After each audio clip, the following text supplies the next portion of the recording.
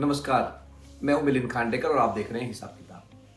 हिसाब किताब में मैंने पिछले हफ्ते जब E20 पेट्रोल को लेकर वीडियो बनाया था, तो आप में से बहुत सारे लोगों ने सवाल पूछा था कि सरकार E20 पेट्रोल सस्ते में क्यों नहीं बेच रही। तो इसका जवाब सरकार ने इस हफ्ते दे दिया है। दो अलग अलग प्रेस नोट जारी किए गए हैं प्रेस इंफॉर्मेशन ब्यूरो यानी PIB की तरफ से, और इस जवाब का सार ये है कि E20 पेट्रोल नॉर्मल पेट्रोल से फिलहाल महंगा पड़ रहा है। यही वजह है कि सरकार आपको E20 पेट्रोल सस्ता नहीं बेच पा रही। तो पहले तो ये समझ लीजिए कि ये इथेनॉल का खेल क्या है। देखिए, इथेनॉल बनता है मुख्य तौर से तीन चीज़ों से। एक तो बनता है गन्ने से, दूसरा बनता है खराब चावल जो FCI गोडाउन में पड़ा रहता है, जो खाने लायक नहीं रह जाता, उससे, और तीसरा बनता है मक्के से। तो ये तीन सोर्स है इथेनॉल बनाने के लिए, और इथेनॉल का भाव सरकार ही तय करती है। अभी जो भाव है वो है 58 रुपये लीटर से लेकर करीब 72 रुपये लीटर तक। मतलब अलग अलग चीज़ों का भाव, मक्के का भाव अलग है, गन्ने का भाव अलग है, चावल का भाव अलग है। इस तरह से इसका रेंज जो है प्रति लीटर 58 रुपये से लेकर 72 रुपये प्रति लीटर के बीच में ये घूमता रहता है। अब बात यह है कि 2021 में जब सरकार ने E20 का रोड मैप बनाया था, उस वक्त इथेनॉल पेट्रोल से सस्ता पड़ता था। ये बात सरकार ने खुद, PIB ने जो प्रेस रिलीज जारी की है उसमें कहा है कि 2021 के भाव में जब हम इथेनॉल अगर मिला रहे हैं पेट्रोल में तो वो सस्ता पड़ता था, लेकिन अब वो सस्ता नहीं पड़ता है। तो उसकी एक वजह यह भी है कि सरकार ही चूंकि भाव तय करती है, सरकार ही इथेनॉल खरीदती है, तो ये भाव कोई बाजार ने नहीं बढ़ाया, ये सरकार ने बढ़ाया है। और सरकार ने भाव मुख्य रूप से दो कारणों से बढ़ाया है। पहला, सरकार ये चाहती थी कि किसानों की आमदनी बढ़े, इसलिए उसने इथेनॉल का जो प्रोक्योरमेंट प्राइस जो है, जो उसका खरीद मूल्य है, वो बढ़ा दिया।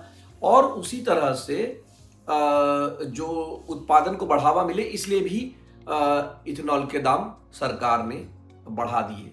लेकिन जब दाम बढ़ा दिए तो इथेनॉल जो है वो सस्ता नहीं रह गया पेट्रोल के मुकाबले। चूंकि इस विषय पर बहुत हल्ला है, लोग बार बार पूछ रहे हैं कि भाई E20 पेट्रोल सस्ता क्यों नहीं मिल रहा है।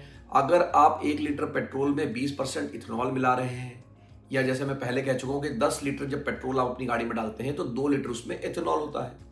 तो लोग बार बार ये पूछ रहे हैं कि भाई फिर मुझे आप पेट्रोल में अगर इथेनॉल मिला रहे हो तो सस्ता क्यों नहीं बेच रहे हो।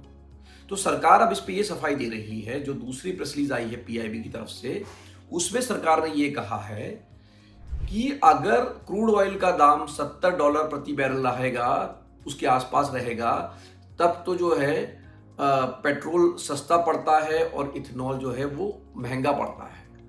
लेकिन इथेनॉल जो है फायदे का सौदा हो जाता है, जैसे कि ईरान और अमेरिका इजराइल के युद्ध के कारण उसका भाव $120 से लेकर $130 तक पहुंच गया। लेकिन मैंने पिछले 5 साल के जब आंकड़े देखे तो ऐसे संकट तो कोई बार बार आते नहीं है, भाव इतना कभी जाता नहीं है।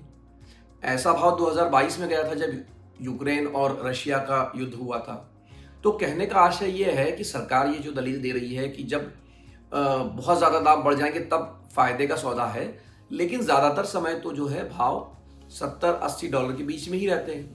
मतलब इथेनॉल जो है वो महंगा पड़ता है बनिस्बत की पेट्रोल के।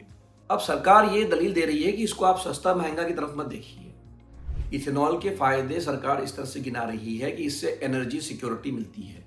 मतलब जैसा कि आप जानते हैं कि हमारा 85% जो क्रूड ऑयल है वो हम विदेश से आयात कराते हैं, और जैसे युद्ध के समय हमें सप्लाई की भी कमी आ गई थी, भाव भी बढ़ गया था। तो सरकार कहती है कि भाई ये एनर्जी सिक्योरिटी की तरह आप देखिए कि 20% हमारा जो फ्यूल है वो हम देश में ही बना रहे हैं। हमको बाकी जो 80% है, 80% मतलब मैं बोल रहा हूँ, जब 1 लीटर पेट्रोल की बात कर रहा हूँ तो वो उसकी क्रूड की खपत कम होगी। क्रूड की खपत कम होगी तो हमारे विदेशी मुद्रा की बचत होगी। इतना ही नहीं, किसानों की भी आमदनी बढ़ेगी, क्योंकि सरकार उनसे जो इथेनॉल खरीद रही है उस वजह से। तो ये दलील देती है सरकार की, इसलिए आप थोड़ा सा कीमत चुका दीजिए। लेकिन सरकार जब ये सारी दलीलें दे रही है, बार बार ये कह रही है कि हमने कोई जल्दबाजी नहीं की, क्योंकि एक चीज़ और भी कही जा रही है कि बहुत जल्दबाजी में E20 को लागू कर दिया।